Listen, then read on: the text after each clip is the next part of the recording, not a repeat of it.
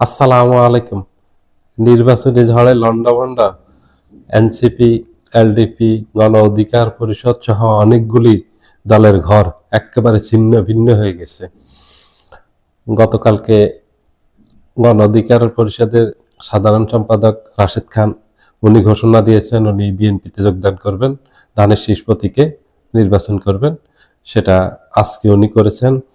আজকে বিএনপির গুলশানের কার্যালয়ে বিএনপি মহাসচিবের হাতে ফুলের তোড়া দিয়ে বিএনপিতে অংশগ্রহণ করছেন। আগামী নির্বাচনে উনি নিশ্চিত হয়ে গেল। তাহলে বিএনপি থেকে নির্বাচন করলেন।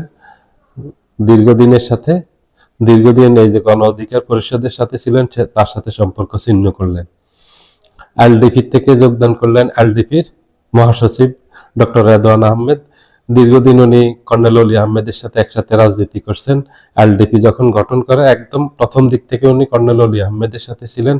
উনিও বিএনপিতে গিয়ে যোগদান করলেন, বিএনপির গুলশান কার্যালয়ে গিয়ে বিএনপির মহাসচিবের হাতে ফুলের তোড়া দিয়ে। এনসিপির ঘর ভাঙ্গনের মুখে জোট নিয়ে রাজনৈতিক এই দ্বন্দ্বে আগামী নির্বাচনে কার সাথে জোটে যাবে, কার সাথে কত আসনে সমঝোতা করবে, জোটে যাবে নাকি জোটের বাহিরে থেকে নির্বাচন করবে, এগুলি নিয়ে এনসিপির মাঝে একটা দ্বন্দ্ব কুন্দল দেখা দিয়েছে। যার প্রেক্ষাপটে এখন এনসিপি থেকে ঘোষণা দিয়ে তাসলিম যারা বেরিয়ে গেছে, আজকে পদত্যাগ করছে এনসিপি থেকে, সে ঢাকা ৯ আসন থেকে নির্বাচন করবে, স্বতন্ত্র হিসেবে নির্বাচন করবে।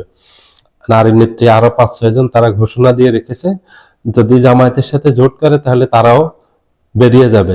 এই যতগুলো দলের ভিতরে ভাঙ্গন দেখা দিয়েছে, একেবারে এলোমেলো হয়ে গেছে রাজনৈতিক অনেকগুলি দল, সবগুলো নির্বাচন কেন্দ্রিক। এই নির্বাচনী হাওয়ায়, এই নির্বাচনী ঝড়ে একেবারে তছনছ হয়ে গেল আমাদের দেশের রাজনীতির অনেকগুলি দলের ঘর, একেবারে ভেঙে গেল। মানুষের যেমন সংসার ভেঙে যায় এক একটা ঝড়ে, ঠিক তেমনি করে রাজনৈতিক ঝড়ে অনেকগুলি দলের একেবারে আভ্যন্তরে ব্যাপক বিশৃঙ্খলা দেখা দিয়েছে, তছনছ হয়ে গেছে তাদের আভ্যন্তরীণ রাজনীতি, দলীয় রাজনীতি। অনেকগুলি দল তো ইতিমধ্যে তাদেরকে বিলুপ্তি ঘোষণা করে একেবারে স্বদল বলে গিয়ে বিএনপিতে যোগদান করছে। গত এক সপ্তাহে বিশেষ করে 3টা দলই যোগদান করছে বিএনপিতে, একদম পুরো দল বল বিলুপ্তি ঘোষণা করে। ববি হাজ্জাজের দল, তারপরে এনপিপির ডক্টর ফারাদুজ্জামান ফারহাদের দল, সৈয়দ আহসান হুদার দল সহ আর কয়েকটা দলে নাকি দল বিলুপ্ত ঘোষণা করে বিএনপির সাথে যেতে পারে জোটে। এই যে একের পর এক ভাঙ্গন দেখা দিচ্ছে, এক জোট ভেঙে আরেক জোটে গিয়ে যোগদান করতেছে, এক দল থেকে গিয়ে আরেক দলে যোগদান করতেছে। রাজনীতিতে এখন অনেকটা বেচা কিনার মতো চলতেছে। যেভাবে গরু ছাগল বিক্রি হয় ঠিক সেইভাবে এখন এই নেতাকর্মীরা বিক্রি হচ্ছে। এক দল থেকে আরেক দলে যাওয়ার অর্থ হলো তাকে লোভ লালসা দেখাচ্ছে যে তাদের সাথে যোগদান করলে তারা মন্ত্রী বানাবে, এমপি বানাবে, মন্ত্রী বানাবে, আর্থিক সুবিধা দিবে, নির্বাচনী খরচ দিবে কয়েক কোটি টাকা, যেটা আমাদের দেশে প্রত্যেক নির্বাচনের আগে এটা হয়ে থাকে। এটা আমাদের দেশে একটা ট্রেডিশন হয়ে গেছে।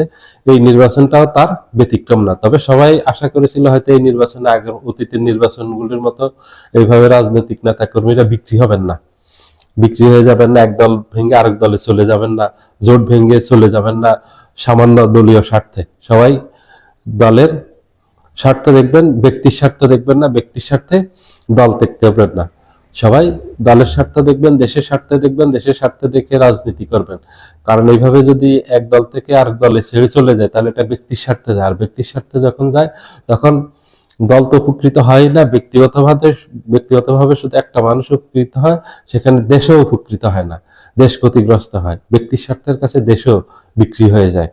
একজন মানুষ যখন একটা দলে নীতি নৈতিকতা সকল কিছু বাদ দিয়ে আরেকটা মতাদর্শে গিয়ে যোগদান করেন, তার অর্থ হলো সেখানে উনি ওনার ব্যক্তিগত লাভের জন্য গেছেন।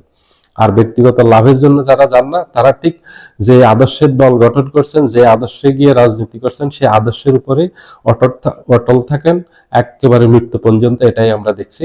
যারা ভালো রাজনীতিবিদ, যারা দেশপ্রেমিক রাজনীতিবিদ, ওনারা কখনো দল পাল্টাননি, কখনো জোট পাল্টাননি, একজোটেই ছিলেন, এক দলেই ছিলেন এবং এক দলের এক মতাদর্শে রাজনীতি করে একেবারে মৃত্যুবরণ করছেন, মৃত্যু পর্যন্ত সেটাই ছিলেন। এই দেশে এমন নজির অনেক আছে, হাজার হাজার রাজনৈতিক নেতা আছেন যাদের নাম আমি নিজেও বলতে পারি। তারা একেবারে রাজনীতি শুরু থেকে মৃত্যু পর্যন্ত এক দলের এক আদর্শের রাজনীতি করে গেছেন। এটা বলে আদর্শিক রাজনীতি। আমাদের দেশে যেটা এখন অনেক অভাব আদর্শিক রাজনীতির, আশা রাখি আমাদের দেশে একেবারে আদর্শিক রাজনীতি ধ্বংস হয়ে যাবে না, কিছু দেশপ্রেমিক তরুণ নেতা উঠে আসবে সব দল থেকে, এরাই এই আদর্শ নীতি আদর্শ ধরে রাখবে, ধরে রেখে রাজনীতি করবে, যেখানে সবকিছুর ঊর্ধ্বে থাকবে দেশ। কারণ আপনার রাজনীতির অর্থই হলো দেশের সেবা করা, দেশের মঙ্গল করা, স্বাধীনতা সার্বভৌমত্ব রক্ষা করা, স্বাধীনতা সার্বভৌমত্বের প্রহরী একজন রাজনীতিবিদ। এটাই সবচেয়ে বড় পরিচয়। সবাই ভালো থাকবেন। আল্লাহ হাফেজ।